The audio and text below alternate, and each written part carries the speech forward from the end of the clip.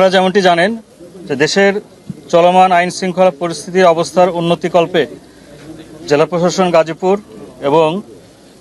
গাজীপুর সেনাবাহিনী ক্যাম্প এবং উত্তরা সেনাবাহিনী ক্যাম্প এর সাথে আমাদের আজকের অভিযানে সংশ্লিষ্ট ছিলেন বিজিবি, র্যাব এবং গাজীপুর মেট্রোপলিটন পুলিশের সদস্যবৃন্দ। আমাদের আজকের এই যৌথ বাহিনী অভিযানে আপনারা জানেন যে মাজার বস্তি যে এলাকা, এটি অত্যন্ত সন্ত্রাসী কর্মকাণ্ড এবং ছিনতাই রাহাজানিতে এইসব এলাকার মানুষজন জড়িত এবং সুনির্দিষ্ট তথ্যের ভিত্তিতে আমরা আজকে এই অভিযানটি পরিচালনা করি এবং আপনারা দেখতে পাচ্ছেন আমরা বেশ কিছু বিভিন্ন ধরনের মাদকদ্রব্য এবং উদ্ধার করেছি এবং সেই সাথে দেশীয় অস্ত্রশস্ত্র যেগুলো সন্ত্রাসী কর্মকাণ্ডের সাথে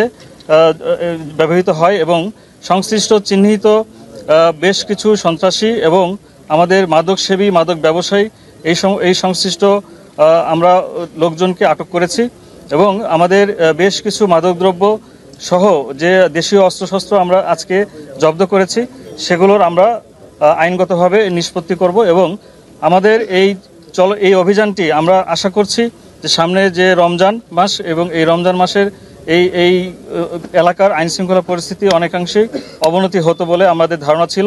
সেই কারণেই আমাদের এই আজকের অভিযান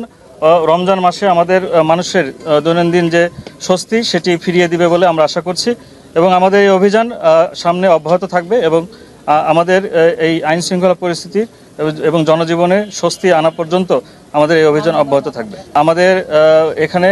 আজকের এই অভিযানে আনুমানিক 60 জনের মতো আমরা মাদকসেবী, মাদক ব্যবসায়ী এবং যারা বিভিন্ন ধরনের সন্ত্রাসী কর্মকাণ্ডে লিপ্ত চিহ্নিত আমাদের তালিকাভুক্ত ছিল আমাদের সেই সমস্ত ব্যক্তিদের আমরা আটক করেছি। এখানে আমরা বিভিন্ন ধরনের মাদক পেয়েছি, গাঁজা থেকে শুরু করে আমাদের দেশীয় মদ এবং অন্যান্য